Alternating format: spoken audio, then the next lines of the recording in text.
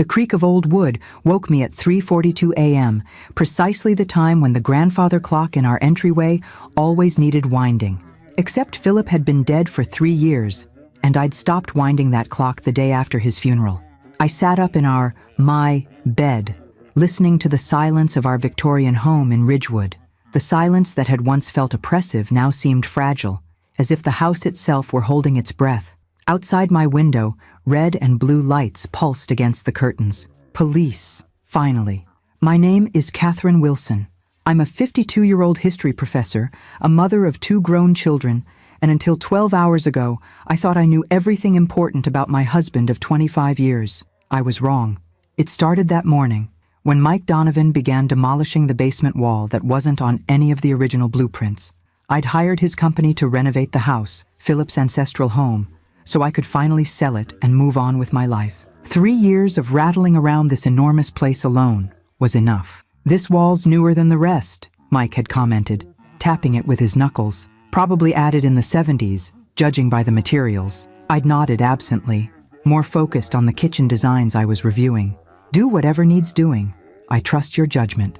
2 hours later, I was pouring myself a cup of coffee when I heard rushed footsteps on the basement stairs. Mike appeared in the kitchen doorway, his ruddy complexion gone ash gray, his calloused hands visibly trembling. "Mrs. Wilson," he'd said, his voice barely above a whisper, "you shouldn't be living here, not for one more minute." I'd nearly dropped my mug. "What? Why? What's down there?" But Mike just shook his head, pulled out his phone, and called the police. "This is Mike Donovan of Donovan Construction. I need officers at 47 Oakwood Drive. We've found something." When he hung up, he wouldn't meet my eyes. "Mrs. Wilson, I suggest you wait outside. The officers will want to talk to you, but—" he swallowed hard. "You shouldn't go down there, not until they've seen it." Of course, I immediately headed for the basement stairs, but Mike blocked my path with surprising agility for a man in his 60s. "Please," he said, his voice firm despite his pallor. "Trust me on this." So I waited, pacing the wraparound porch, watching as first one police car arrived, then another, then an unmarked sedan. Detective Morales introduced himself with a grim handshake, asked me a few preliminary questions, then disappeared into the house with his partner. That was 7 hours ago. Since then, my quiet street has transformed into a law enforcement carnival. Crime scene tape now cordons off my yard. Neighbors peer from windows and porches. A van marked medical examiner arrived 2 hours ago, followed by people in white coveralls carrying equipment I recognized from too many crime shows. When Detective Morales finally emerged to speak with me again, the weight of the day had etched deep lines around his eyes. "Mrs. Wilson," he said, gesturing to the porch swing, "we need to talk about your husband." "Philip's been dead for 3 years," I said, not moving. "Heart attack. What could he possibly have to do with whatever's in my basement?" "Please sit." I sat. "When was the last time you went into the basement?" he asked. "I don't know. Years? Philip always handled anything down there. Said the foundation was unstable, that the moisture could trigger my asthma." I crossed my arms against the evening chill. "Why? And you never questioned that?" "Why would I? The house is over 120 years old. Victorian homes in New England are notorious for problematic basements." A defensive note crept into my voice. "What exactly did Mike find behind that wall?" Morales sighed, rubbing his temples. "A hidden room, and inside it, evidence related to several disappearances from the 1970s. The world tilted sideways. "What kind of evidence?" "Documentation, photographs, personal effects." He paused, clearly weighing his next words. "And human remains." The porch swing stopped moving. My lungs forgot how to draw breath. That's not possible," I finally managed. "Philip's family has owned this house for generations. His grandfather was a judge. His father was a respected businessman. Philip himself was a high school principal. They couldn't have been. We don't know exactly what we're dealing with yet," Morales said, his tone gentler now. "But we found a journal that appears to have belonged to Judge Wilson, your husband's grandfather. It contains concerning information." "I want to see it," I said immediately. "Mrs. Wilson, it's evidence in what's now a multiple homicide investigation. It's my house, my husband's family. I deserve to know." He studied me for a long moment, then nodded once. "Wait here." When he returned, he handed me a clear evidence bag containing an old leather-bound journal. Through the plastic, I could make out the elegant script on the first page, the personal records of Judge Arthur Wilson, 1962-1976, page 47, Morales said quietly. I turned to it carefully, my hands suddenly clumsy with dread. The handwriting was smaller here, more hurried. Nov 18, 1971. Another one today. Reynolds threatened to go public about the Harrington verdict, said he had evidence that would bring down half the county. Jameson handled it as usual. The basement room is becoming crowded. William suggests we consider the garden, but the risk of discovery is too great. This cannot continue indefinitely, yet I see no way to end it without exposing everything. My stomach lurched. I flipped through more pages, catching fragments that turned my blood to ice. The Mackenzie woman was unfortunate, but necessary. William says his boy Frederick has begun asking questions. 3 more this year alone. The situation grows untenable. Frederick, Philip's father. I closed the journal, my fingers numb. This can't be real. I'm afraid forensic evidence suggests otherwise, Morales replied. We've already identified 3 sets of remains. Preliminary examination indicates they match the descriptions of individuals mentioned in that journal. People who disappeared between 1968 and 1974. And Philip? Did he? I couldn't finish the question. We found letters, Morales said carefully. Written by your husband to his father in 1995, shortly before your marriage. In them, he references discovering the family secret and promises to protect it. The world contracted to a pinpoint. 1995, the year before our wedding. The year Philip had inexplicably insisted we live in the family home, despite my preference for something smaller, newer. For 25 years, I'd slept above a makeshift grave, made love to a man who knew what lay beneath our feet, raised children in a house of horrors, and Philip had known, had chosen to protect his family's dark legacy rather than expose the truth. Mrs. Wilson? Morales's voice seemed to come from a great distance. We'll need you to come to the station to make a formal statement. I nodded mechanically. Of course.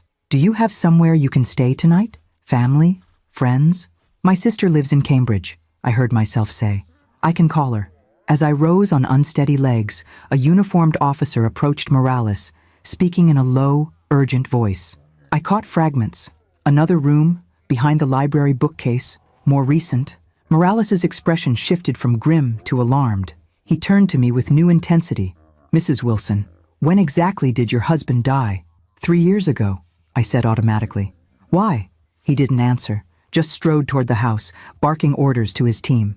I stood alone on the porch, watching as more equipment was carried inside, as flashbulbs illuminated rooms where I'd graded papers, hosted dinner parties, built a life I thought I understood. The grandfather clock began to chime inside the house. 4 distinct bells. It was now 4 a.m. I hadn't wound that clock in 3 years. I pulled my phone from my pocket with shaking hands and called my sister. Sarah? My voice cracked. I need to come stay with you. No, I can't explain over the phone. Yes, it's about the house. I took a shuddering breath. Philip wasn't who I thought he was. None of them were. As I hung up, Detective Morales emerged from the house again. His face told me everything before he spoke. Catherine, he said, using my first name for the first time. We need to talk about the room behind the bookcase. I never liked the library. It was Philip's domain, a somber room lined with leather-bound books that had belonged to his grandfather and father before him. Dark wood paneling, heavy velvet curtains, and an ever-present smell of pipe tobacco, though Philip himself never smoked. Now, following Detective Morales through my own home like a stranger, the library took on an entirely new dimension of wrongness. We found it because one of our technicians noticed a draft, Morales explained as we entered the room. Crime scene technicians moved around us like ghosts, photographing, measuring, collecting. The bookcase on the east wall conceals a door mechanism. My eyes went to the wall in question, where the built-in shelves now stood partially detached from the wall, revealing a narrow passage beyond. It's been there all along? My voice sounded hollow, even to my own ears. Based on the construction, it was likely built with the original house in 1897, Morales confirmed. But what we found inside appears much more recent. I steeled myself. Show me. He hesitated. Catherine, I want to prepare you. This isn't like the basement. This is personal. A chill ran through me. Personal how? It appears to be your husband's private study, a place he kept hidden from everyone, including you. The room beyond the bookcase was small, perhaps 8 by 10 feet, with a single high window that would be invisible from outside, cleverly disguised as part of the decorative gable. A desk dominated the space, its surface neat and organized. Filing cabinets lined one wall. The opposite wall held a corkboard covered in newspaper clippings, photographs, and handwritten notes connected by red yarn, like something from a detective movie. But what stopped my heart was the collection of photographs on the desk. Me, our children, Philip's parents, all of us caught in casual moments, family vacations, graduations, ordinary days. Beside them sat a journal bound in the same leather as Judge Wilson's, but newer, the name Philip Wilson, embossed in gold on its cover. Is that, I couldn't finish, your husband's personal journal, Morales confirmed. We've only skimmed it, but it appears to chronicle his knowledge of and response to the family's activities. Was he? I swallowed hard, forcing out the question I'd been dreading. Was Philip involved? Like his grandfather? We don't think so. Not in the same way. But he knew, and he protected them by keeping the secret. Morales gestured to the journal. You should sit down. I sank into the desk chair, running my fingers over the leather cover. 25 years of marriage, and I'd never seen this journal before. Had never known this room existed. Can I read it? I asked, looking up at him. Technically, it's evidence, he replied. But since it's your house and your husband's property, he sighed. Just don't remove it from this room for now. I opened to the first entry, dated September 3rd, 1995. I found it today. The hidden basement room Father always warned me never to look for. I was replacing the water heater when I noticed the discrepancy in the wall dimensions compared to the rest of the house. One pry with a crowbar and decades of family secrets spilled out like a cancer. There are bodies in my family home. 3 that I've found, along with grandfather's journals detailing their crimes, mostly threats to expose corruption in his courtroom. Father knew. All these years he knew, carried the burden of this knowledge, protected grandfather's dark legacy. What do I do? If I go to the police, our family name is ruined. Father would likely be implicated as an accessory after the fact. I would lose everything. My position at the school, my standing in the community. And Catherine, God, Catherine. We're supposed to be married in 4 months. How could I bring her into this nightmare? But how can I live with myself if I do nothing? I turned the pages with trembling hands, reading Philip's agonized deliberations, his moral wrestling, his eventual, terrible decision. Nov 15, 1995. I've decided. I will seal the room more permanently. Install a false wall that looks original to the house. No one will look for what they don't know exists. The victims' families have long since accepted their loved ones as missing or runaway. Opening those wounds now serves no purpose but destruction. I will carry this burden as Father did. I will protect our family name, not for grandfather's sake. He deserves no protection. But for Father, who was only a child when these horrors began. For Mother, who would be destroyed by association. For my future with Catherine, which would be annihilated if the truth emerged. This is my penance. To know, to remember, to ensure nothing like this ever happens again, and to make certain this house never leaves Wilson hands, lest someone else discover what lies within its walls. I looked up at Morales, my vision blurred with tears. He knew before we were married. He knew all along. Keep reading, Morales said quietly. Later entries. I flipped forward several years to an entry dated shortly after our son James was born. March 20th, 2000. James sleeps upstairs in his nursery, innocent and perfect. Catherine has created life where my family once dealt in death. Sometimes when I hold him, I'm overwhelmed by the contrast. This pure new soul in a house with such darkness in its foundations. I've begun researching the victims, learning who they were beyond grandfather's clinical descriptions of their interference. Real people. Elizabeth Mackenzie, a court clerk who noticed discrepancies in case files. Thomas Reynolds, a journalist investigating corruption charges. Maria Sanchez, a housekeeper who witnessed a meeting she shouldn't have. I can't undo what grandfather did. Can't return these people to their families, but I can remember them, can honor them in some small way by ensuring their stories aren't completely lost. He was documenting them? I asked, looking up at Morales. The victims? It appears so. From what we can tell, your husband was conducting his own investigation into his grandfather's crimes, identifying victims, researching their backgrounds, even attempting to understand the full scope of the corruption that led to their deaths. Why? If he wasn't going to tell anyone, keep going, Morales urged gently. The last few entries. The final dated entry was from 3 weeks before Philip's death, October 8, 2020. I've made my decision. After 25 years of silence, I can no longer bear the weight of this knowledge alone. The victims deserve justice, even this belated. Their families deserve answers. I've prepared everything. Copies of grandfather's journals, my own research, documentation of the corruption ring that operated through his courtroom for nearly 2 decades. Tomorrow I'll call Lawrence at the DA's office, arrange a confidential meeting. The statute of limitations on most of these crimes has long expired, but murder has no expiration date. Catherine will never forgive me for the deception, for bringing her and our children into a home with such darkness, for the scandal that will engulf our family name. But I can't leave this world with this sin still buried in the walls. For the first time in 25 years, I feel as though I might sleep without nightmares. The next page was blank. The entry after that, written in a different hand, my own, dated 3 days after Philip's death. Philip, it's Catherine. I don't know why I'm writing in your journal. The funeral was yesterday. The children are devastated. I found this book in your desk drawer and thought, I don't know what I thought, that I might find some part of you I could still talk to. The doctor said it was your heart. So sudden. No warning.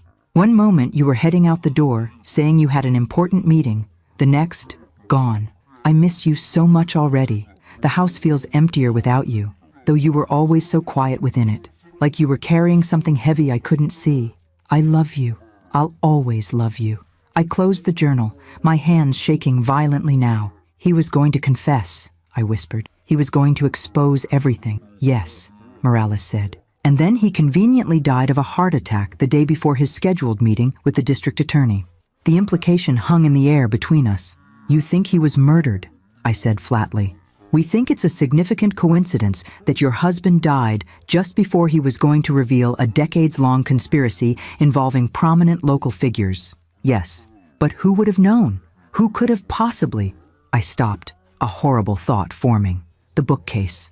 This room. Someone else knew it existed. That's what we're trying to determine, Morales confirmed. Your husband kept this room secret from you, but was it secret from everyone? My mind raced through possibilities. Philip's father had died 6 years before Philip. His mother had been in a nursing home with advanced Alzheimer's when Philip died, passing herself only months later. Who else would have known about the family's dark history? His brother, I said suddenly. James Wilson, Philip's younger brother. You have a brother-in-law? Morales asked sharply. He's not mentioned in any of the family documents we've reviewed so far.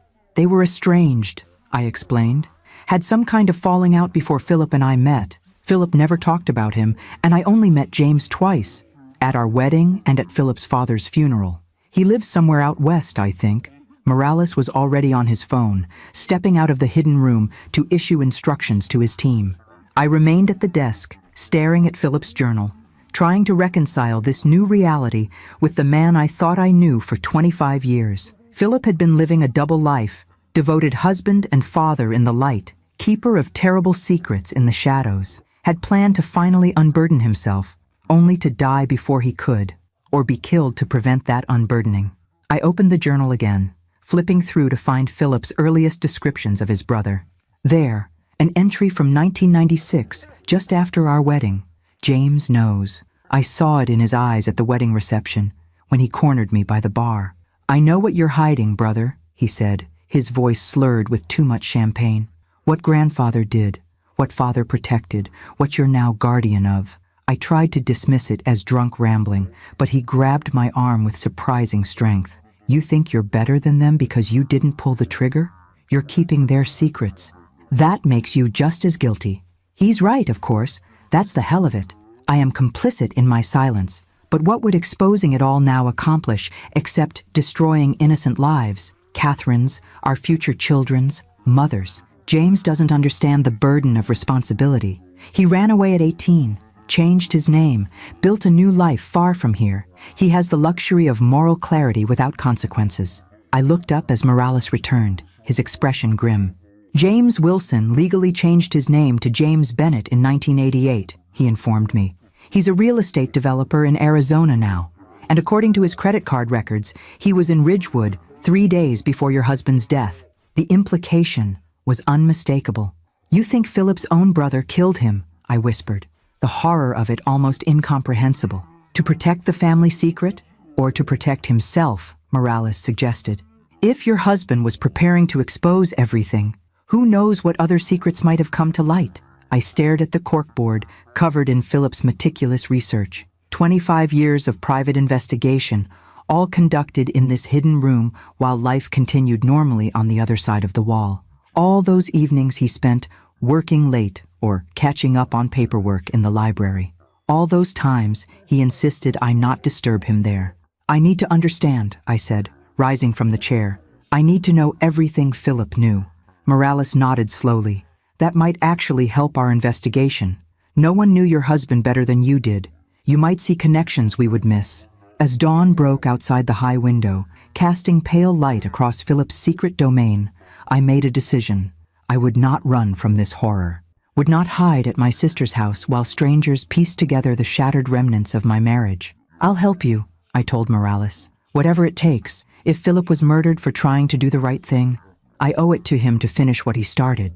The detective studied me for a long moment, then nodded. We'll set up a command center in your dining room. You can work with our analysts to go through all this material. He gestured around the hidden study. But Catherine, this investigation could expose things about Philip you might not want to know. I thought of the man who had held me every night for 25 years, who had raised our children with patience and kindness, who had, according to his own words, been preparing to sacrifice everything, including my love, to finally bring justice to the dead. I already know the most important thing, I said quietly. In the end, he chose the truth, no matter the cost. I need to do the same. As Morales led me back through the bookcase passage, I paused for one last look at the hidden room where my husband had wrestled with his demons alone. I'll finish what you started, Philip, I whispered. I promise. 2 days passed in a blur of police activity and shocking revelations. I moved into Sarah's guest room in Cambridge, returning each day to work alongside the investigation team. My home had become a crime scene, my marriage a mystery I was desperately trying to solve. Morales kept me updated on their search for James, now James Bennett. But he seemed to have vanished after his brief visit to Ridgewood. His credit card had been used at a local hotel for 2 nights, then at a gas station near the Massachusetts border. After that, nothing. We'll find him, Morales assured me as we sat at my dining room table, now covered with copies of documents from Philip's hidden study. In the meantime, let's focus on what your husband discovered. Philip's research was meticulous. He'd created detailed profiles of each victim, reconstructing their lives from newspaper archives, public records, and his grandfather's chilling journal entries. Judge Arthur Wilson had operated at the center of a corruption ring that extended through local government, law enforcement, and business circles in the 1960s and 70s. Anyone who threatened to expose them disappeared, their bodies concealed in the basement room built specifically for that purpose. Your husband identified 17 victims in total, Morales explained, spreading out a timeline Philip had created. 3 were hidden in the basement. The others were presumably buried elsewhere. The garden, I said, remembering a passage from Judge Wilson's journal. He mentioned considering the garden. Morales nodded. We've already found 4 sets of remains there, buried beneath what is now your rose garden. The roses Philip had insisted on planting the year after we moved in. The roses he tended so carefully every spring. He was marking their graves, I whispered, the realization striking me like a physical blow, making sure they weren't forgotten. It appears so, Morales agreed. Each rose bush corresponds to a victim in his grandfather's journal. I pushed away from the table, suddenly needing air. I need a minute. Outside on the porch, I gulped the autumn air, trying to reconcile these new revelations with the man I'd loved. Philip, planting roses over murder victims. Philip, living a double life for decades. Philip, carrying the weight of his family's sins alone rather than risking our happiness. Mrs. Wilson? I turned to find a young officer standing tentatively in the doorway. Detective Morales asked me to tell you. They found something in the study, something addressed to you. I followed him back inside. to the hidden room behind the bookcase. Morales stood at the desk, holding a sealed envelope. It was in a false bottom in the top drawer, he explained, handing it to me. Your name is on it, in your husband's handwriting. The envelope was heavy, sealed with wax, in an old-fashioned way that was so typically Philip. My name was written in his precise script across the front. Do you want privacy? Morales asked. I shook my head. No, whatever's in here might be relevant to the investigation. With trembling fingers, I broke the seal and withdrew several folded pages. The first was a letter dated just 1 day before Philip died. My dearest Catherine, if you're reading this, 2 things have happened. I am gone, and you have discovered the room behind the library wall. I pray you found this letter before learning the rest from others, but I fear that's unlikely. First, I must beg your forgiveness for 25 years of lies. Not lies about my love for you or our children. That has always been completely true. But lies of omission about this house and my family's history within it. By now, you know about my grandfather, about the people he killed, about the corruption he protected through murder. You know I discovered this terrible truth before our wedding and chose to conceal it rather than expose you to the scandal and pain that would follow. What you may not yet know is that I have spent these decades trying to make some small amends. I couldn't bring myself to expose the truth while my parents lived, while our children were growing up in the shadow of our name. But I've documented everything, identified every victim, traced the full corruption network that my grandfather protected. Tomorrow, I will take everything to District Attorney Lawrence Mitchell. The case is old, but murder has no statute of limitations. Some measure of justice may still be possible, even after all these years.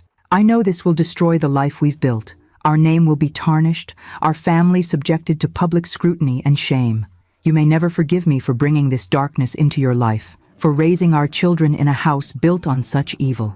But I cannot die with this knowledge unshared, cannot face whatever judgment awaits me beyond this life without having finally done what's right. If something happens to me before I can complete this task, everything you need is in the hidden floor, safe beneath my desk. The combination is our wedding anniversary, 10/15/96. I have loved you since the moment we met, Catherine.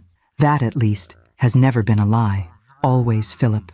I lowered the letter, tears streaming down my face. Morales had already knelt beside the desk, locating and opening the floor safe Philip described. From it, he withdrew a thick manila envelope and a small voice recorder. This appears to be a complete copy of all his research, Morales said, leafing through the contents. Names, dates, evidence of the corruption network, everything the DA would need to pursue charges, even decades later. I picked up the voice recorder with shaking hands. And this? Only one way to find out. I pressed play. Philip's voice filled the small room, so familiar it made my heart ache. October 10th, 2020. My final recording before tomorrow's meeting with Lawrence Mitchell. I've compiled everything. The documentation of grandfather's crimes, the evidence of the broader corruption, the identities of all 17 victims. It's not enough to undo what was done, but perhaps it can provide some closure to the families who never knew what happened to their loved ones. James called again today.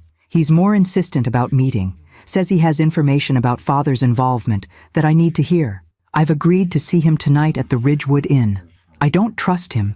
He was too angry at the funeral, too bitter about being cut out of father's will. But if he knows something I don't, I need to hear it before going to the authorities. If anything happens to me, Catherine, know that I tried to do the right thing, even if it was 25 years too late. I'm sorry for every moment I allowed you to live in ignorance, for every day I pretended this house was just a house and not a monument to my family's sins. You deserved better. I hope someday you'll understand why The recording cut off abruptly. That was the night before he died, I whispered. He was meeting James. Morales was already on his phone, issuing rapid instructions. I want the security footage from the Ridgewood Inn, October 10th, 2020. And I want James Bennett's current location now. I sat heavily in Philip's chair, my mind racing. James knew. All along he knew what Philip was hiding. And he was here, in Ridgewood, the night before Philip died. We'll find him, Morales assured me, ending his call. This recording gives us probable cause for a much more aggressive search. Philip didn't have a heart attack, did he? I asked, though I already knew the answer. We've requested an exhumation order, Morales confirmed. Based on what we've learned, The medical examiner wants to conduct a new autopsy. I nodded numbly. My husband of 25 years, the father of my children, had likely been murdered by his own brother to prevent him from exposing family secrets. What happens now? I asked. Now, Morales said, gathering Philip's evidence envelope. We do what your husband was trying to do. We bring all of this to the DA and we make sure these victims finally get justice. As we exited the hidden study, I paused at the threshold, looking back at the small room where Philip had carried his burden alone for so many years. I'll finish what you started, I promised again, no matter what it costs. I just didn't realize then how high that cost would be. I'm not sure I can watch this, I confessed to Sarah as we sat in her car, parked at a respectful distance from Philip's grave. Autumn leaves scattered across the cemetery grounds, golden and red against the gray morning. You don't have to be here at all, my sister reminded me, squeezing my hand. The police don't need you for this part, but I did need to be here. After 3 years of visiting this grave, laying flowers on the headstone, speaking to a husband I thought I knew, I needed to witness this moment of truth. The exhumation order had come through with surprising speed.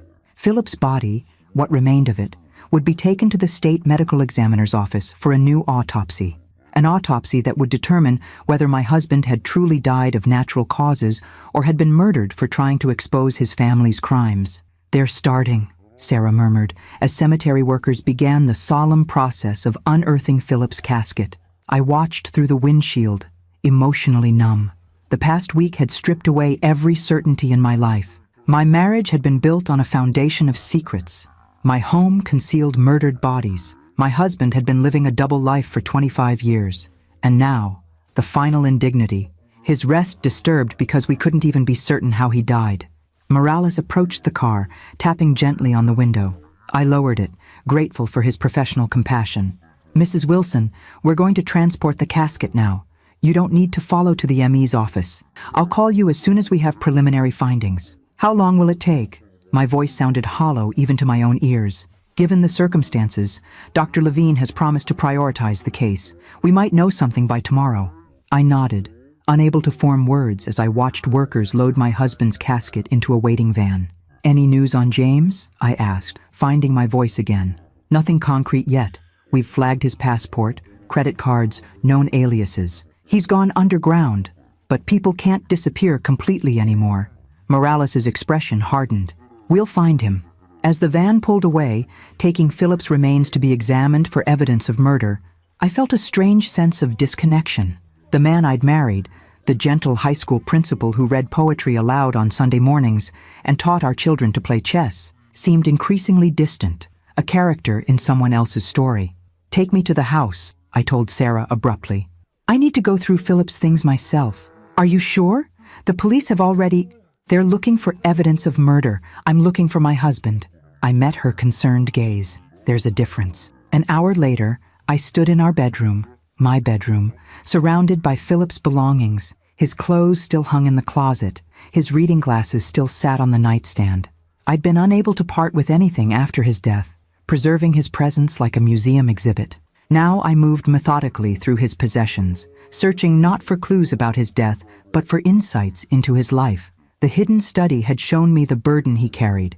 I needed to understand how he'd managed to bear it while building a life with me. In his closet, behind rows of neatly arranged suits, I found a small wooden box I'd never seen before. It wasn't locked, just tucked away out of sight. Inside were mementos of our life together, movie ticket stubs from our first date, the hospital bracelet from when James was born, a pressed flower from our wedding bouquet, and photographs, dozens of them, spanning our entire relationship. Philip and me at college graduation, our wedding day, holding our newborn children, family vacations, ordinary moments made extraordinary by being captured in time. These weren't evidence of a double life. They were proof that Philip's love for us had been real, despite the terrible secret he carried. At the bottom of the box lay a small leather journal, different from the one in his hidden study. This one was worn, its pages filled with Philip's familiar handwriting. Not documentation of his grandfather's crimes or his own investigation, but simple reflections on our daily life together. April 12th, 2003. Took Emma to the park today. She's fearless on the swings, demanding, "Higher, Daddy, higher," until Catherine intervened.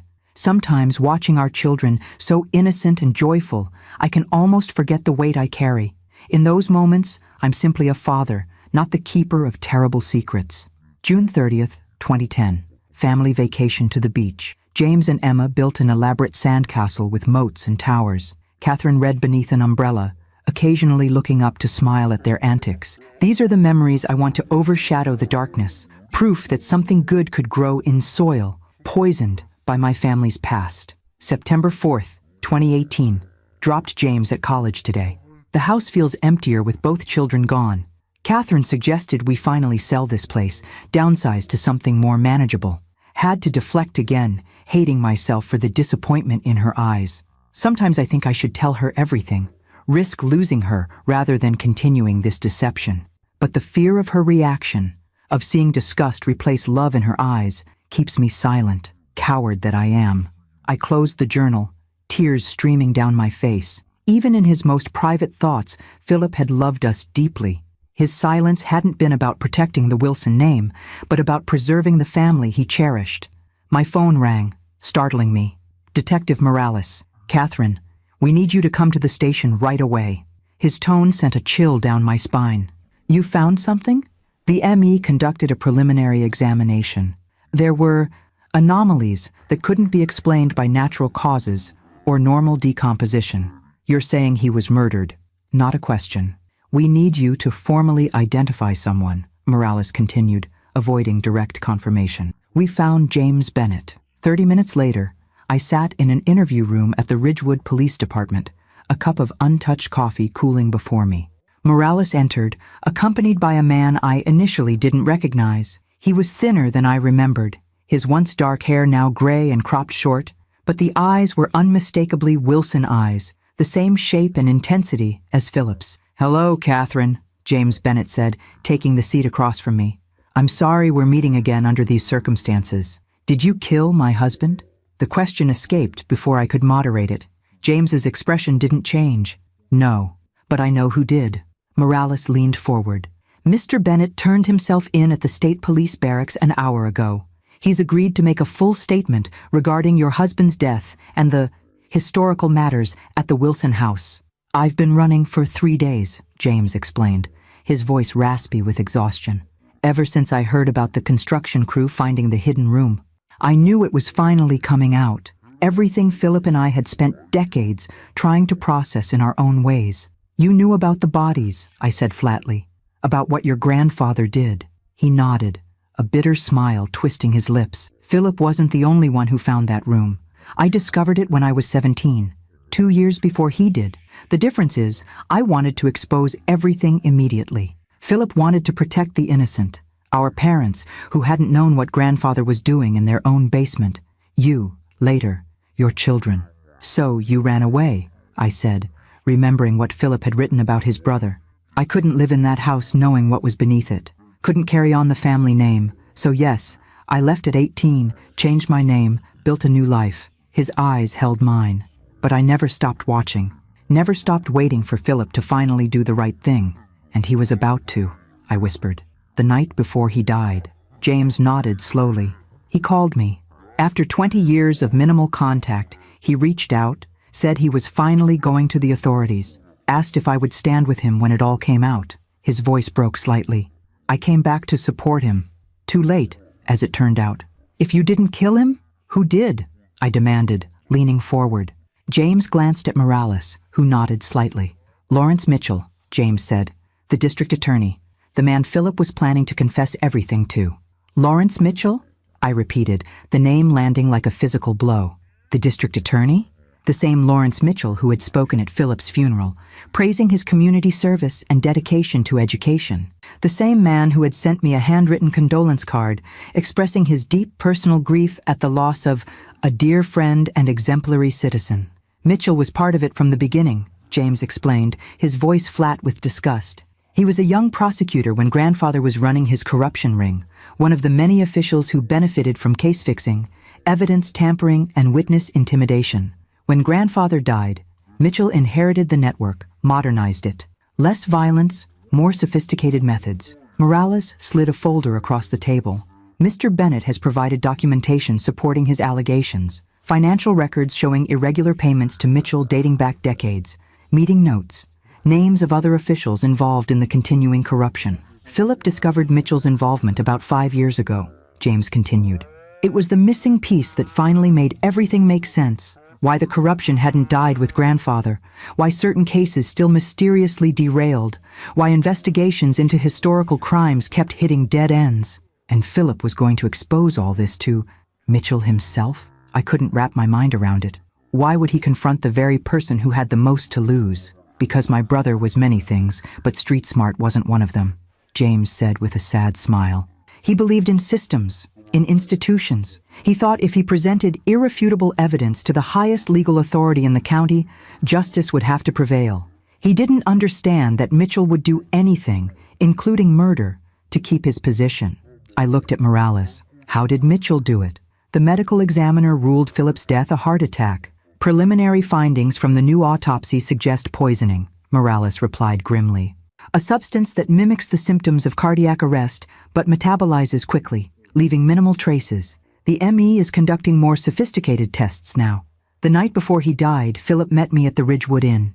James picked up the narrative. He showed me everything he'd compiled, including evidence of Mitchell's central role in the ongoing corruption. I begged him not to meet with Mitchell directly, to take everything to the FBI or state police instead.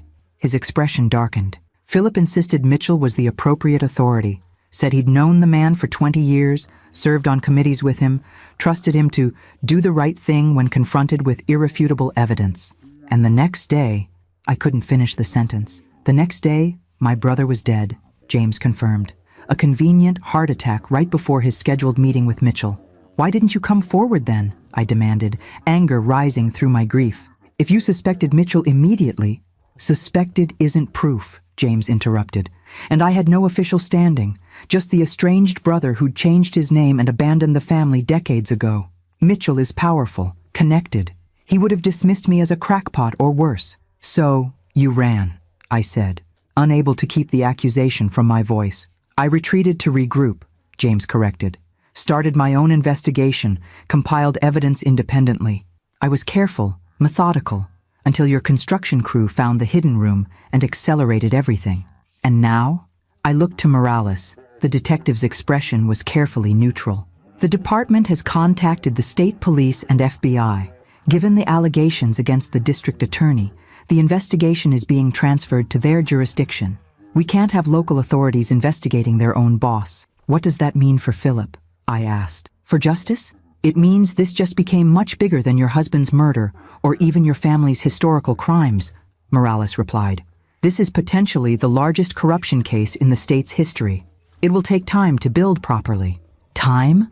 I repeated incredulously. My husband was murdered 3 years ago. The victims in our basement have been waiting for justice for 50 years. And rushing now could jeopardize everything, James said gently. Catherine, I understand your frustration.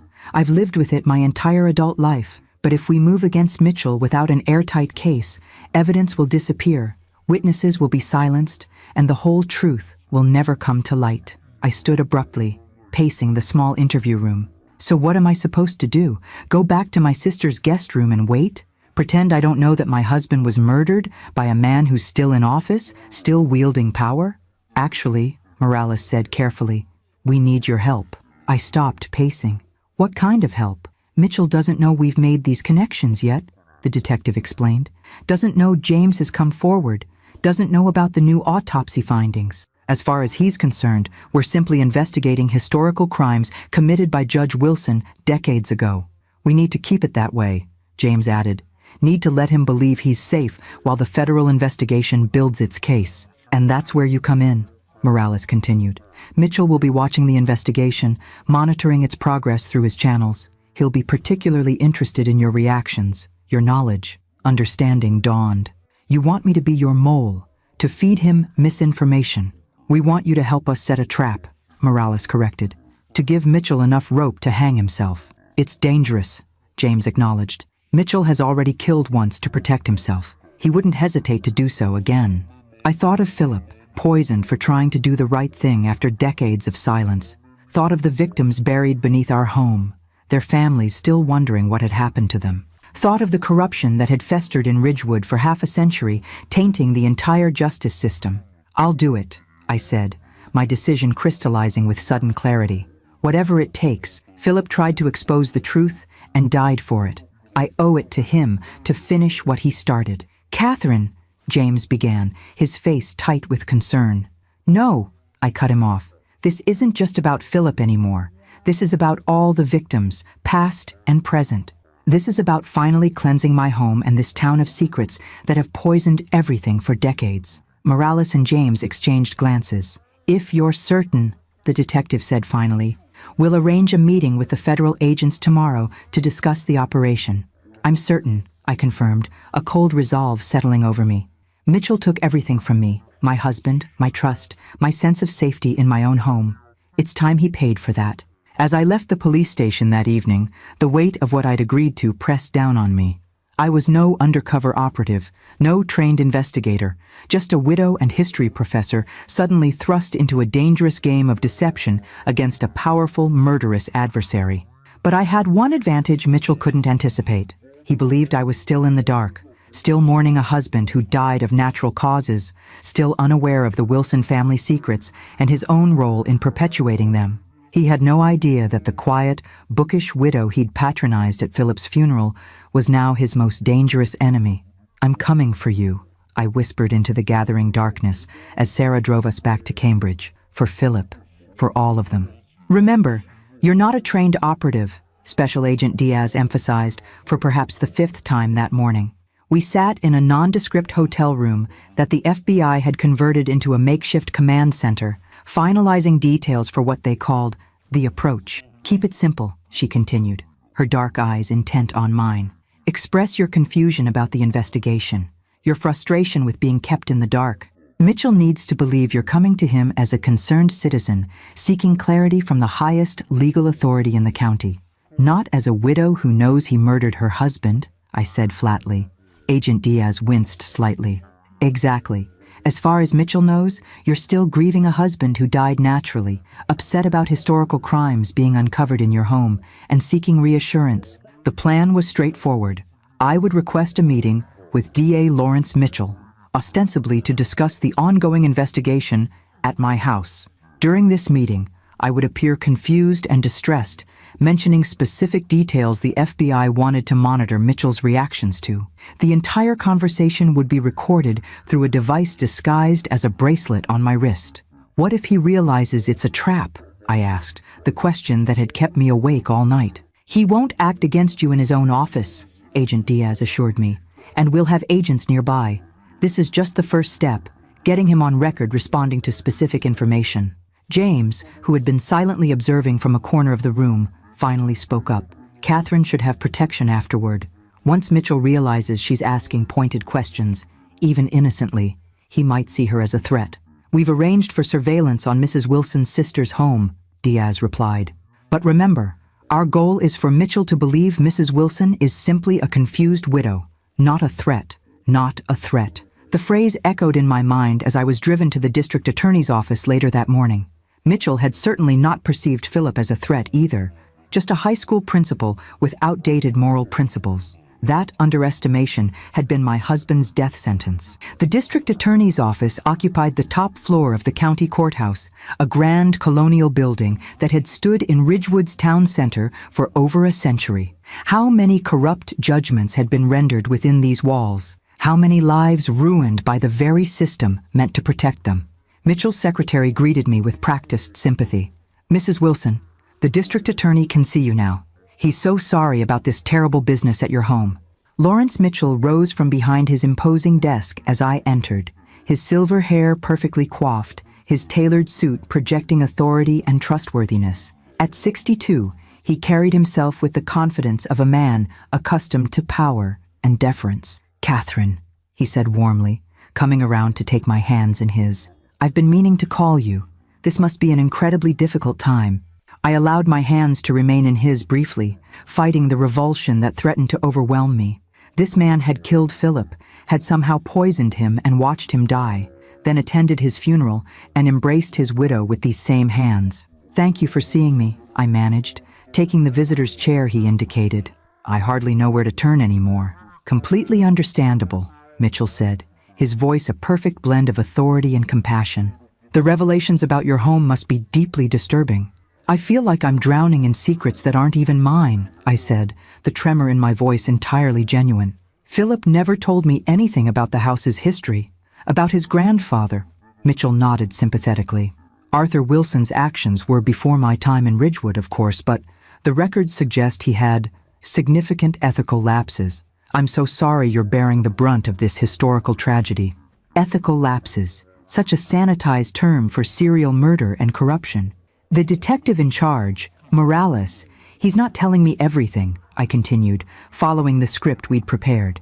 They found Philip's hidden study behind the bookcase. Did you know that? A nearly imperceptible tightening around Mitchell's eyes was the only indication that this information disturbed him. I'd heard something about a concealed room, yes. Old houses often have unusual architectural features. It wasn't just a room, I pressed. It was where Philip kept his research about his grandfather's crimes. Years of it. He documented everything. Did he? Mitchell's voice remained casual, but his fingers drummed once against his desk before he stilled them. That must be helpful to the investigation. There was a journal, I said, watching him carefully. Philip wrote that he was planning to bring everything to you, all his evidence about his grandfather and other matters. He had a meeting scheduled with you the day he died. Now Mitchell's expression changed subtly, a calculation visible behind his sympathetic facade. I don't recall any scheduled meeting with Philip that day, though we did serve together on the education board. Perhaps he mentioned wanting to discuss something? The journal was very specific, I insisted, allowing confusion to color my tone. He said he had compiled evidence of ongoing corruption connected to his grandfather's activities, that he was bringing it all to you on October 11th, 2020, the day he died, Mitchell said softly.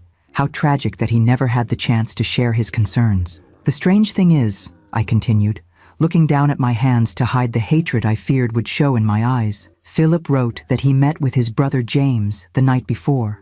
But James and Philip were estranged. They barely spoke for 20 years. Mitchell's chair creaked as he leaned back slightly. Family reconciliations often happen at unexpected times. Perhaps Philip was setting his affairs in order in some way, making peace with his brother. Maybe, I conceded, then delivered the line the FBI had most wanted included. Morales mentioned their exhuming Philip's body, something about inconsistencies in the original autopsy report. Do you know anything about that? The change in Mitchell was subtle, but unmistakable. A slight pallor beneath his tan, a momentary freeze in his carefully controlled expression. Exhumation is a standard procedure when new evidence comes to light in historical cases. He recovered smoothly. I'm sure it's just procedural thoroughness. What new evidence could possibly relate to Philip's heart attack? I asked, injecting innocent bewilderment into my voice. He wasn't even born when these murders happened. Mitchell stood, signaling the end of our meeting. Catherine, I wish I could offer more clarity. These investigations can seem confusing and unnecessarily intrusive to civilians. Rest assured, my office is monitoring the situation closely. If there's anything improper in how the police are handling this matter, we'll address it. A threat disguised as reassurance. I rose as well, clutching my purse with white-knuckled fingers. Thank you for your time, I said. It helps to know someone with authority is watching over things. As Mitchell walked me to the door, he placed a paternal hand on my shoulder.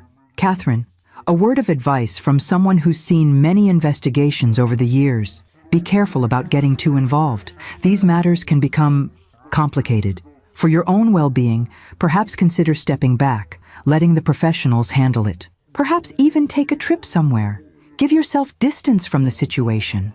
His grip tightened almost imperceptibly, a squeeze that could be interpreted as comforting or cautioning, depending on what one knew about Lawrence Mitchell. I'll consider that, I said, meeting his eyes directly. Philip always said you were someone who understood the importance of doing the right thing, no matter how difficult. Something cold flickered in Mitchell's gaze before his political smile reasserted itself. Your husband was an exemplary man. We all miss him deeply. I managed to maintain my composure until I reached the black sedan where Agent Diaz waited. Once inside, I doubled over, breathing in shallow gasps. He did it, I choked out. He killed Philip. I could see it in his eyes when I mentioned the exhumation. Diaz was already reviewing the recording from my bracelet.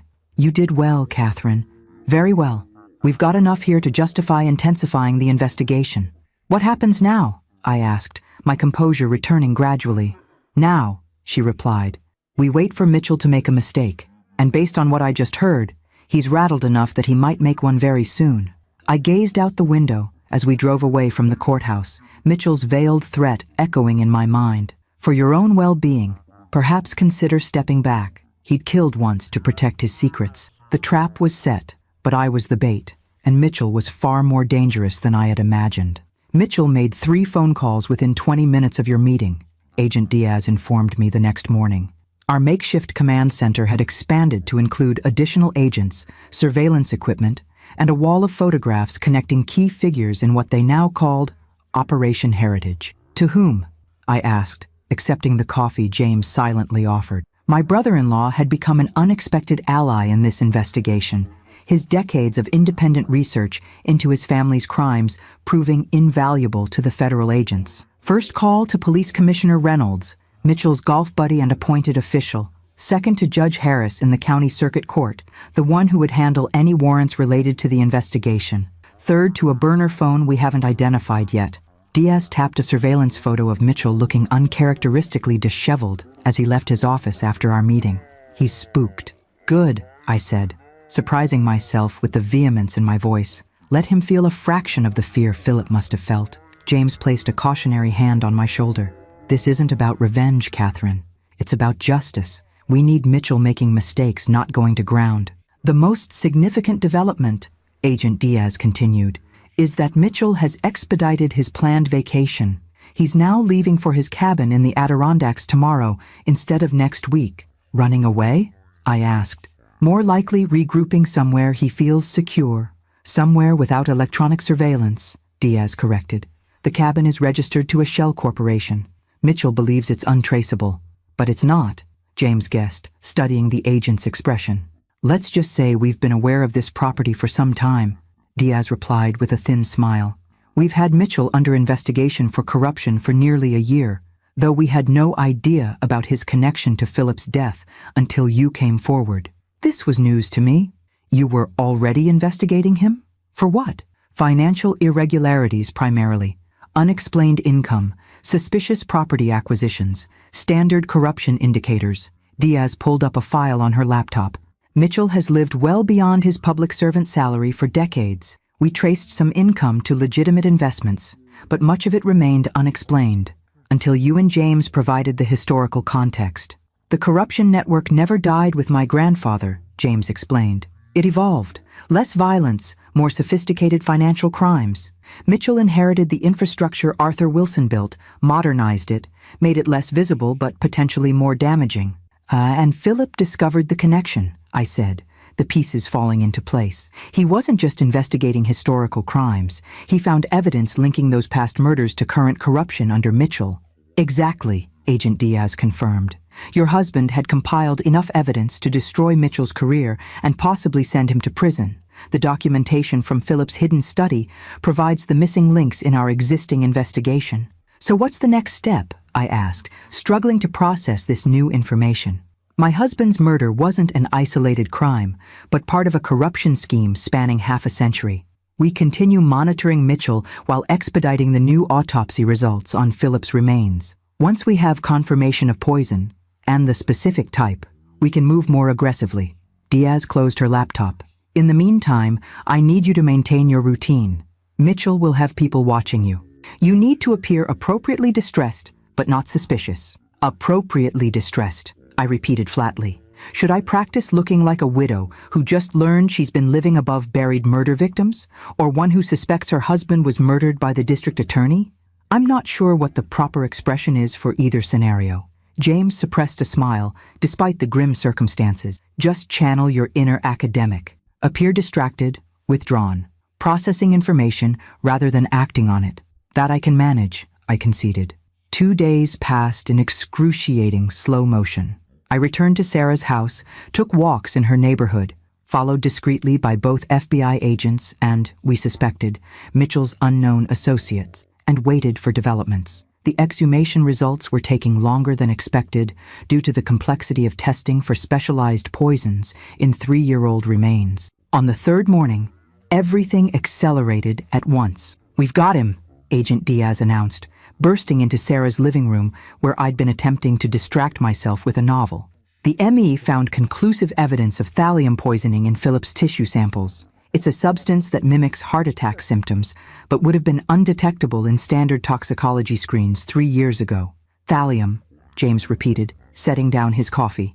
"That's extremely difficult to obtain and historically used by intelligence agencies," Diaz finished. "Not something an ordinary person would have access to. But a district attorney with connections might," I said, my voice surprisingly steady despite the confirmation that Philip had indeed been murdered. "Exactly. We've secured an arrest warrant for Mitchell based on this evidence combined with the documentation from Philip's study. The problem is, he's at his supposedly secret cabin in the Adirondacks," I finished for her. "Yes, we have a tactical team preparing to move in, but it's complicated terrain and we need to approach carefully. Mitchell is politically connected and media savvy. This needs to be by the book." "How long?" James asked. "The team will be in position by nightfall. We'll move at dawn tomorrow." I should have felt relief. After 3 years believing Philip had died of natural causes, after a week of shocking revelations and dangerous deception, justice was finally within reach. Instead, a strange restlessness seized me. "I want to be there," I said suddenly. "Absolutely not," Diaz replied immediately. "This is a federal operation involving armed agents apprehending a potentially dangerous suspect. I don't mean during the arrest," I clarified, "but afterward. I want to see his face when he realizes it's over, when he knows that Philip's evidence survived, that his sacrifice wasn't in vain." Diaz looked ready to refuse again, but James intervened. "She deserves this," he said quietly. "We both do. 3 generations of Wilsons have been defined by these crimes and this corruption. We should be present when it finally ends." After a long moment, Diaz nodded reluctantly. "You can wait at the command post with me, miles from the actual arrest site, and only after we have Mitchell in custody."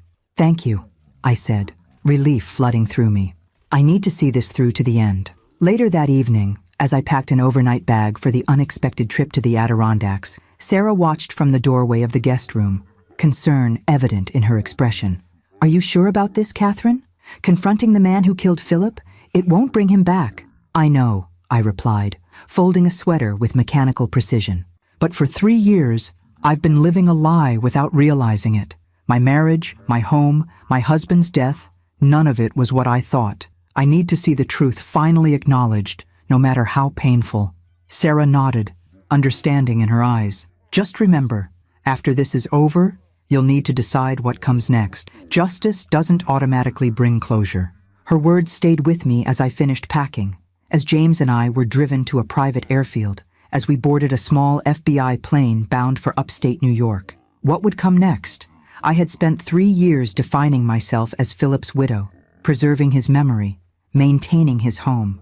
Now that home was a crime scene, that marriage revealed to be built on secrets, that memory forever altered by revelations of his double life. Who was Catherine Wilson without Philip, without the narrative I had constructed around our life together?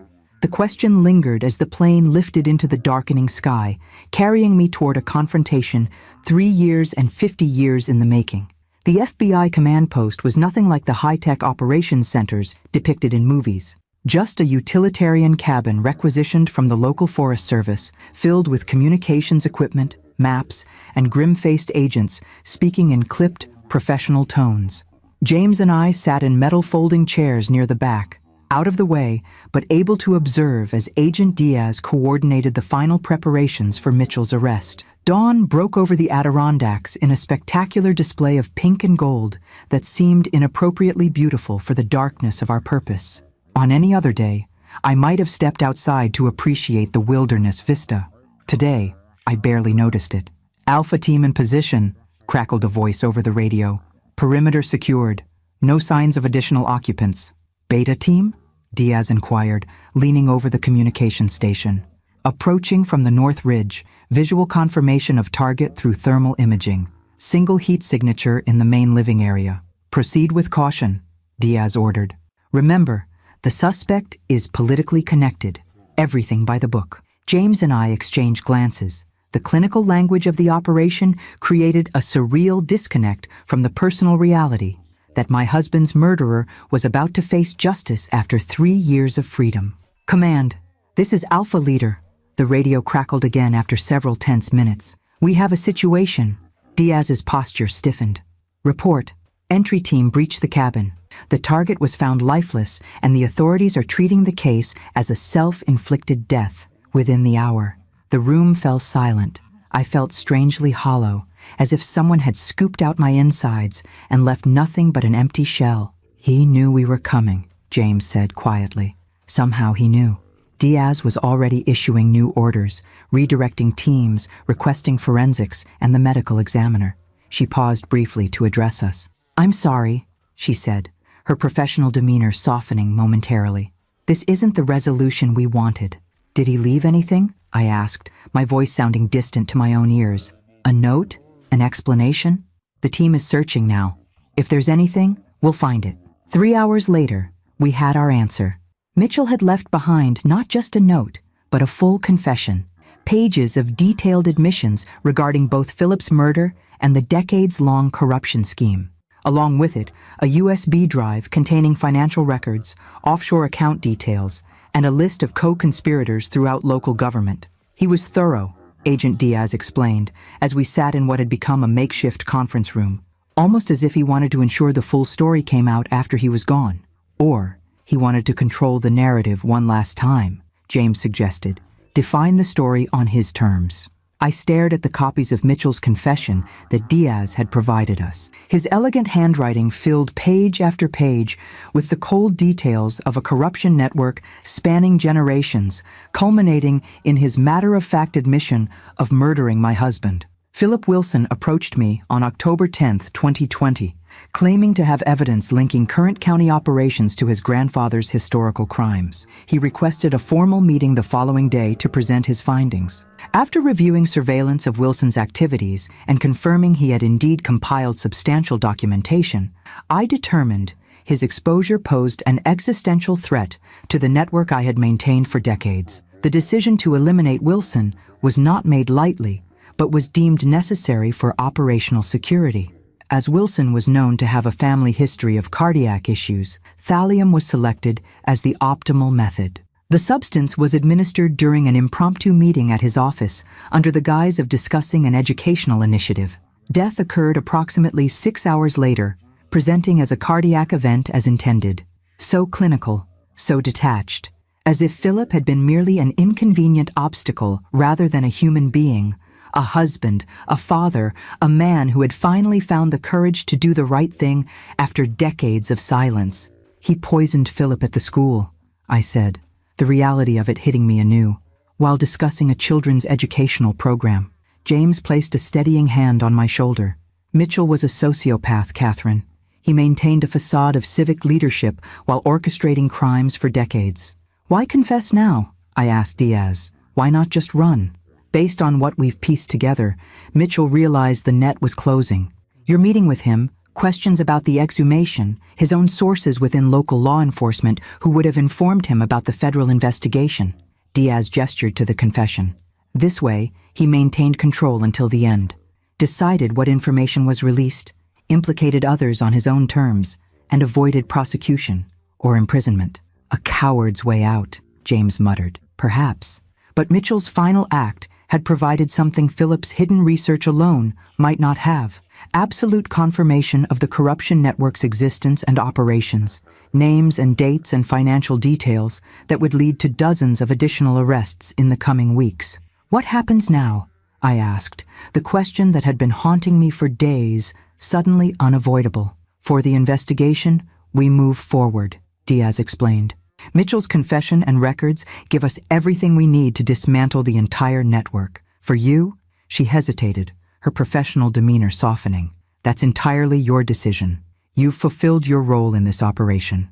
You're free to return home, or not, to stay involved in the subsequent prosecutions, or not. Home." The word no longer carried clear meaning.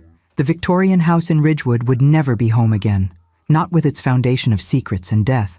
But where else would I go? Who would I be outside the identity I had constructed around that house, that marriage, that life? I need to see it, I said suddenly, the certainty crystallizing within me. Mitchell's cabin, where he died, where he wrote this confession. Diaz looked skeptical. It's still an active crime scene.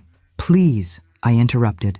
I've spent 3 years visiting Philip's grave, talking to a husband I thought had died of natural causes. I need to see where the man who took him from me spent his final moments. Need to make it real.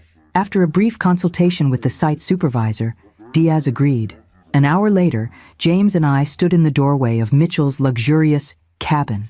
Really a high-end retreat with panoramic mountain views, exposed timber beams, and expensive furnishings. The yellow crime scene tape cordoned off the area where Mitchell had ended his life. An elegant leather chair positioned so that there was a spectacular view through the floor-to-ceiling windows. On the table next to it, evidence markers indicated where he had carefully organized his confession, the flash drive, and finally, the evidence. He surrounded himself with beauty while orchestrating corruption and murder, James observed quietly. The ultimate compartmentalization. I moved slowly through the space, taking in the carefully selected artwork, the fine furniture, the well-stocked bar of expensive liquors. Everything spoke of privilege and power, of a man who believed himself entitled to more than his legitimate share of life's rewards. On a side table, partially obscured by a case file, I noticed a framed photograph that stopped me cold. Philip and Mitchell standing together at some community function, smiling for the camera. Mitchell's arm was slung casually around my husband's shoulders in a gesture of camaraderie. He displayed this, I said, my voice strangled. A photo with the man he murdered. Kept it out where he would see it every day. James examined the picture.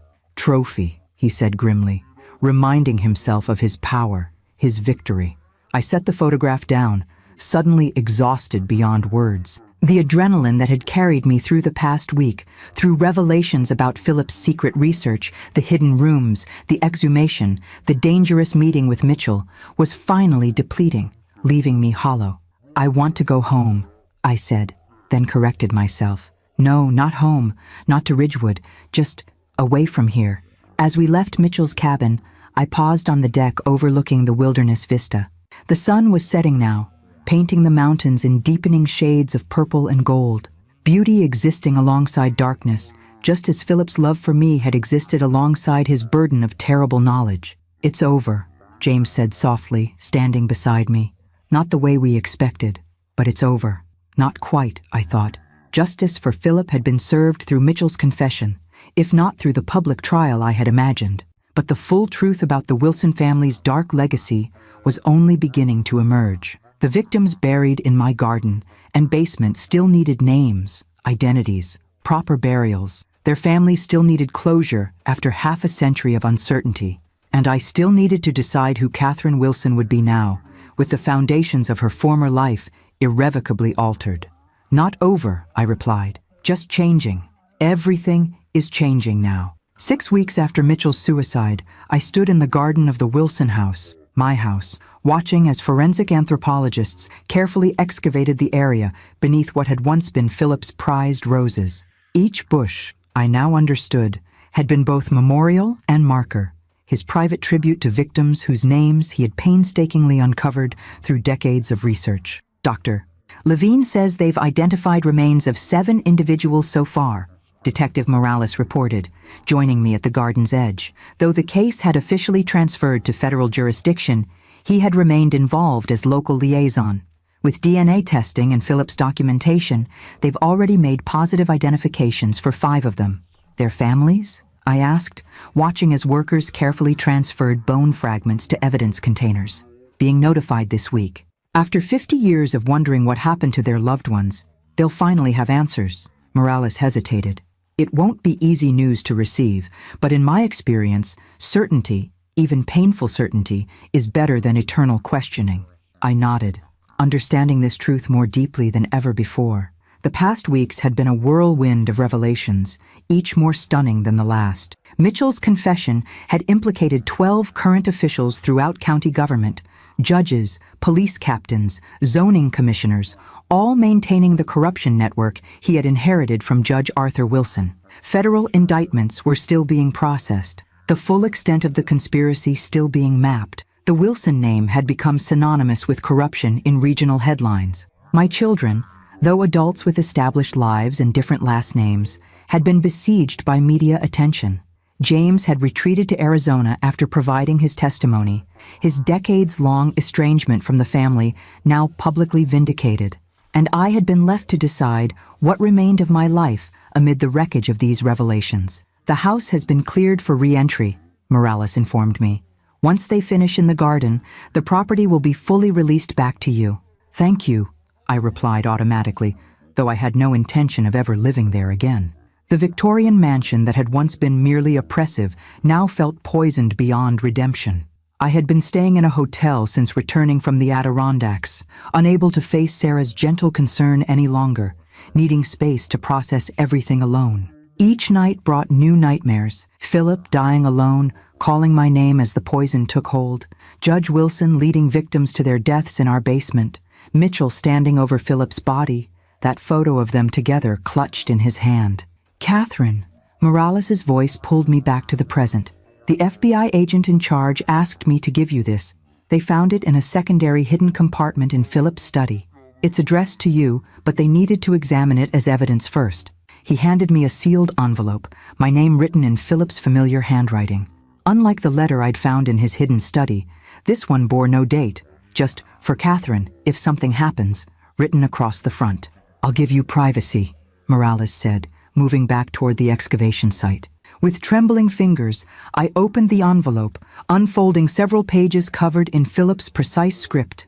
"My dearest Catherine, if you're reading this, then I have failed in my attempt to expose the truth, and something has happened to me. I pray that failure doesn't cost you or our children anything beyond my life. I've written so many versions of this letter over the years, first as a young husband terrified of the secrets I had discovered, later as a father determined to protect our children from a legacy they didn't choose, finally as a man who could no longer live with his own complicity through silence. What I need you to understand most is that every moment of our life together was real. My love for you, for our children, was never a deception. You were the light that made it possible for me to bear the darkness of what I knew. In a life built on necessary secrets, you and our family were the one pure truth I clung to. I made the decision to conceal my grandfather's crimes when I first discovered them before our wedding. It was wrong, morally, legally, in every way that matters. I told myself I was protecting innocent people, my parents, you, later our children. But in protecting you from scandal, I denied you the right to make your own informed choice about joining this family, about living in this house. For that, I am profoundly sorry. What began as protection for others became a prison for me. Each year that passed made revelation more impossible, the potential consequences more devastating. I documented everything, researched every victim, traced every connection. Perhaps as penance, perhaps preparing for a day of reckoning I couldn't quite bring myself to initiate. When I discovered Mitchell's involvement 5 years ago, that my grandfather's corruption network hadn't died but merely evolved under new leadership, something finally broke inside me. I could no longer justify my silence. The evil hadn't ended. It had simply changed form.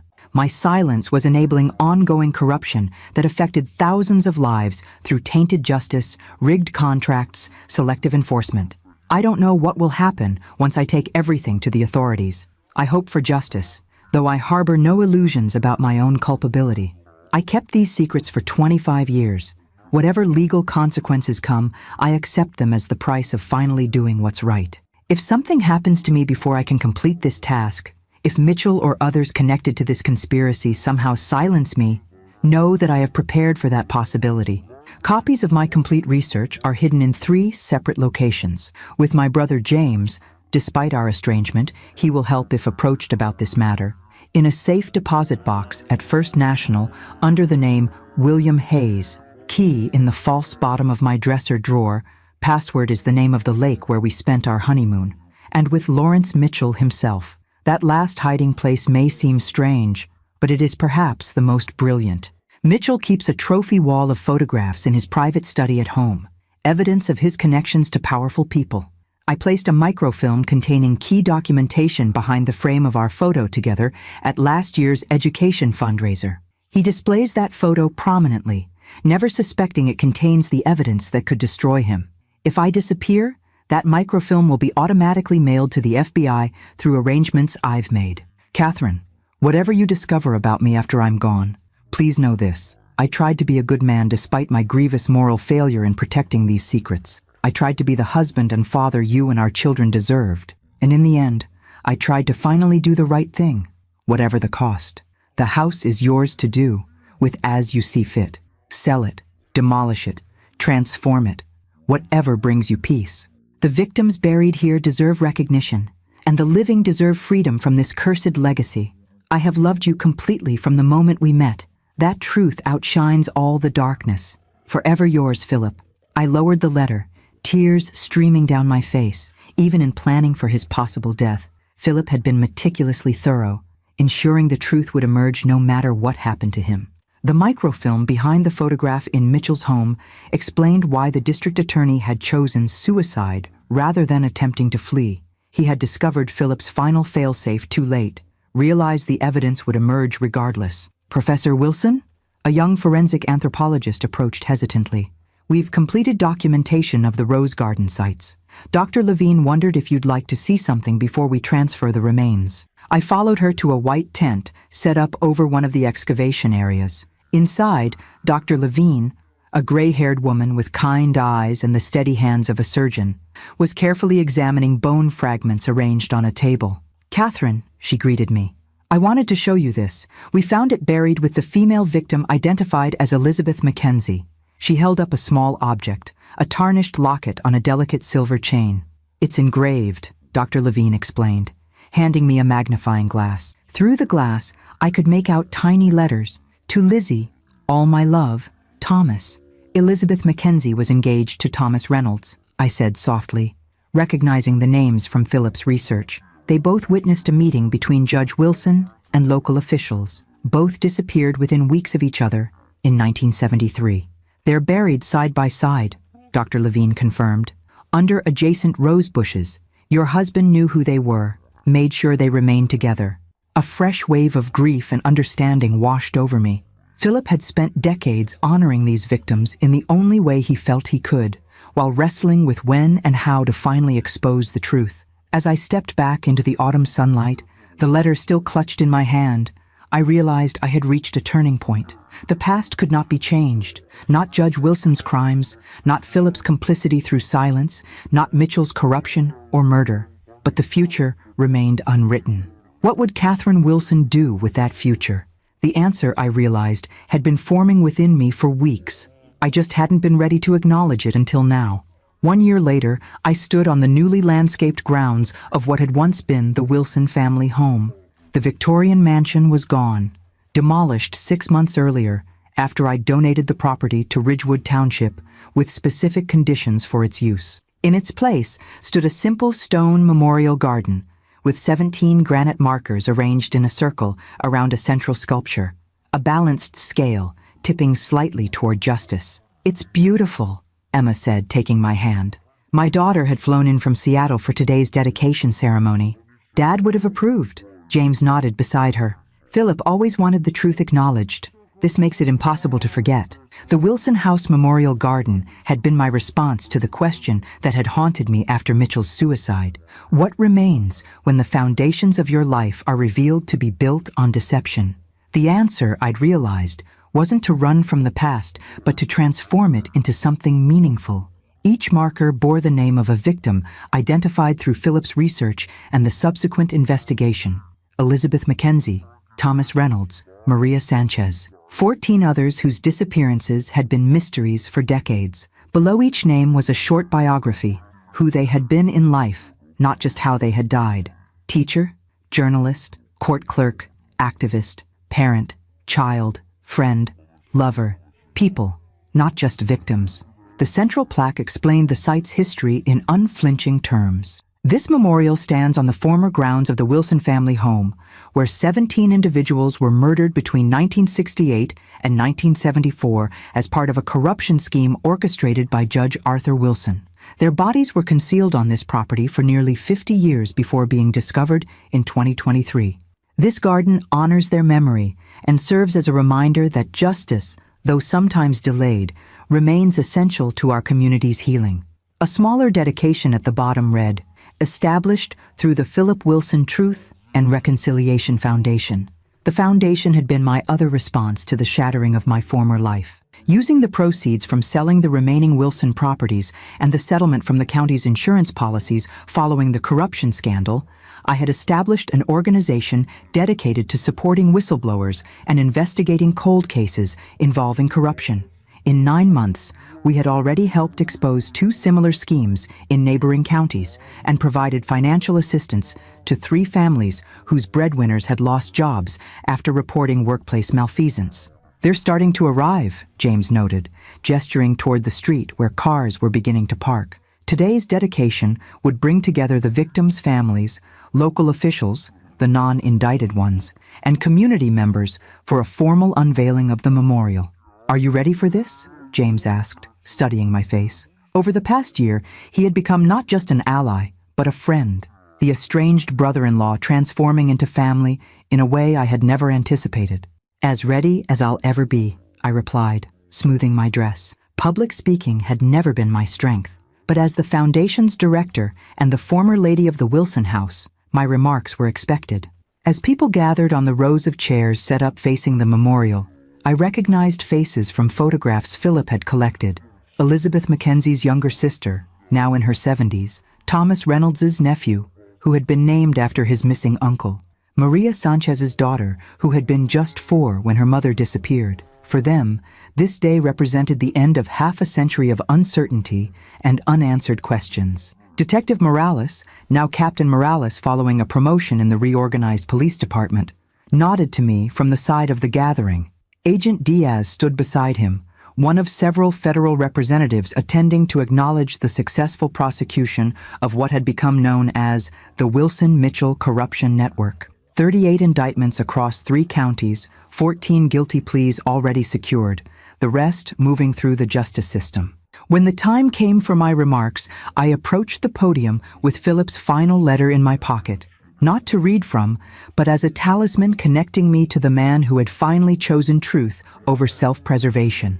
"Thank you all for being here today," I began, looking out at the assembled faces. "This memorial represents many things: acknowledgement of terrible crimes, recognition of lives cut short, a community's commitment to remembering what happened here. But perhaps most importantly, it represents the power of truth to eventually overcome even the most carefully constructed deceptions." I spoke about the victims, about the corruption that had claimed their lives, about the decades of silence that had followed.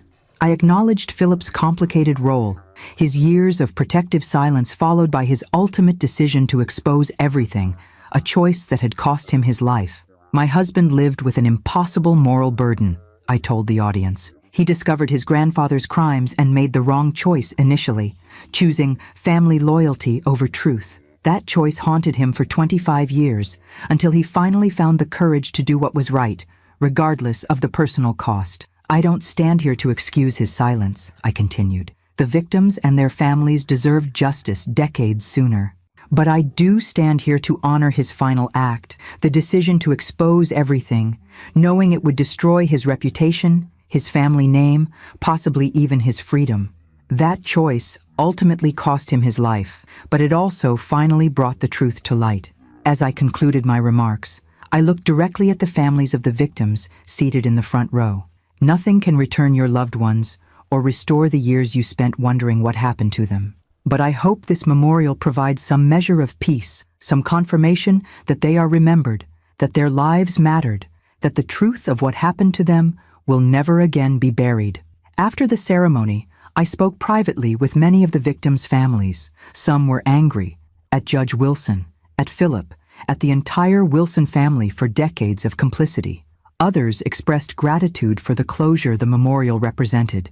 All of them had questions that I answered as honestly as I could, sharing details from Philip's research about their loved ones' final days. As the crowd gradually dispersed, I found myself alone at the central sculpture, tracing the tilted scales with my fingertips. James approached quietly, standing beside me in companionable silence. "What's next for you?" he finally asked. "The memorial is established. The foundation is running. Most of the trials are underway. Have you thought about what comes after?" I had, actually. After a year of living in temporary housing, of focusing entirely on establishing the memorial and foundation, I had finally begun to consider my own future. "I've accepted a visiting professorship at Princeton for the spring semester," I told him, "teaching a seminar on historical justice and reconciliation." "That's perfect," James said, genuine approval in his voice, "using everything you've learned these past 18 months. "And after that," I hesitated. "I've been corresponding with Dr. Garcia at the International Center for Transitional Justice. They've offered me a position consulting on community healing after systemic corruption is exposed. It would mean traveling, spending time in countries dealing with similar revelations." "You're leaving Ridgewood," James observed. "Not a question." "There's nothing for me here anymore," I acknowledged. "The house is gone. Philip is gone. The children have their own lives, and everywhere I go I'm still Catherine Wilson from the corruption scandal." "You could change your name," he suggested. "I did. It helps." I shook my head. "I've thought about that, but I think keeping the Wilson name while doing this work is important, acknowledging the legacy while transforming it into something positive." As the sun began to set, casting long shadows across the 17 granite markers, I took one last look at what had once been my home, my prison, my life's foundation. The Victorian mansion with its hidden rooms and buried secrets was gone, replaced by open space, honest remembrance, and the possibility of healing. "Goodbye, Philip," I whispered, too softly for James to hear. I kept my promise. The truth is no longer buried. I turned away from the memorial, toward the waiting car that would take me back to my temporary apartment. Tomorrow would bring foundation meetings, correspondence with prosecutors, preparations for my upcoming teaching position. The day after, something else. The day after that, something new again. For the first time since discovering the bricklayer fear in my basement doorway 18 months ago, I felt something like peace. Not because the past had been erased, but because it had finally been acknowledged, transformed from secret burden to open truth. As I reached the sidewalk, I glanced back one last time at the memorial garden glowing in the golden evening light. Some might see only tragedy there. Lives lost, justice delayed, corruption triumphant for decades. But I chose to see something else. Truth finally unearthed, victims finally named, silence finally broken. The scales, though slowly, had ultimately tipped toward justice.